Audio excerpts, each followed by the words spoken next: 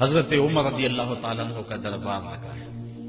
ایک شخص کو پکڑ کر لوگ لے آتے ہیں کہ شخص نے ہمارے باپ کو قتل کر دیا.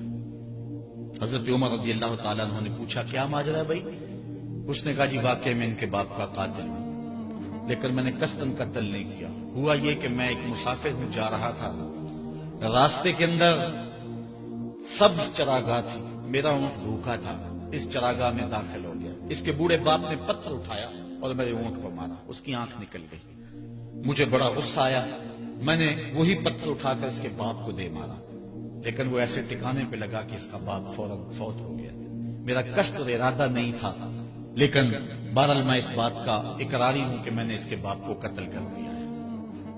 آپ جو حکم سنائیں میں اس کو قبول کروں گا، لیکن میں ایک مہلت مانگتا ہوں کہ میرے دوست، میرے بھائی کی کوئی رقم میرے ذمہ ہے، میرے پاس اس نے امانت رکھی ہوئی ہے اور وہ مجھے پتا ہے کہ میں نے کہاں چھپا کے رکھی ہوئی ہے. اگر آپ فیصلہ کر دیتے اور میری گردن کاٹ دی جاتی ہے تو وہ امانت جو میں نے رکھی ہوئی ہے سنبھال کر کے، میرے علاوہ کوئی جانتا بھی نہیں ہے، تو وہ اس تک کون پہنچائے گا؟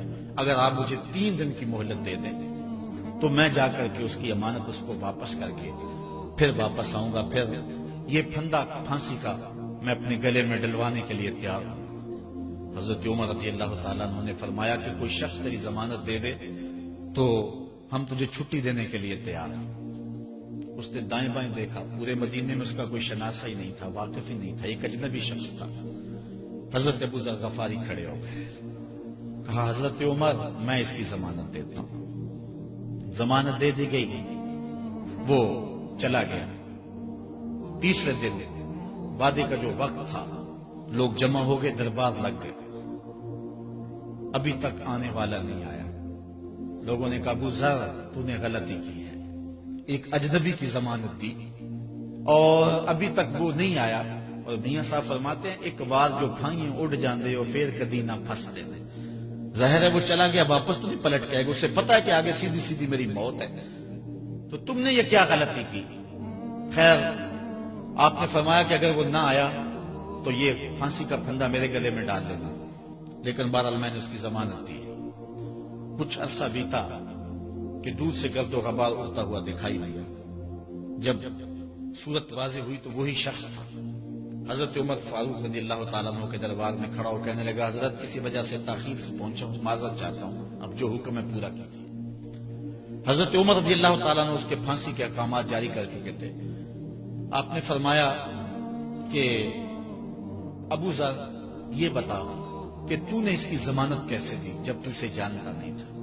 تو سن حضرت ابو ذر غفاری نے کیا کہا ایک اجنبی میرے محمد کے مدینے میں پناہ مانگ رہا تھا اور اس نے چاروں سمت دیکھا اور کوئی شخص نہیں تھا جو اس کو امان دیتا اور اس کی ضمانت دیتا، تو میں نے اس لیے ضمانت دے دی کہ نہ بھی آیا تو اپنی جان چلی جائے گی.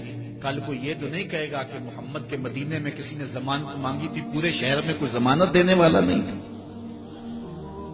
اس کو کہا کہ انہوں نے تو ضمانت دے دی، میاں اب تو بتا کہ تو چلا گیا تھا، تجھے جانتا کوئی نہیں تھا، نہ پلٹ کے آتا تو تجھے کوئی پوچھنے والا نہیں تھا، تو نے یہ دوبارہ موت کے منہ میں کیوں اپنا سر رکھا ہے؟ تو اس نے کہا کہ میں نے کہا کہ ایک اجنبی کی ضمانت ایسے شخص نے دی ہے جو مجھے جانتا بھی نہیں ہے، اور اگر میں نہ گیا تو لوگ قیامت تک اجنبیوں پر بھروسہ نہیں کریں گے کہ اجنبی یوں سلوک کیا کرتے ہیں.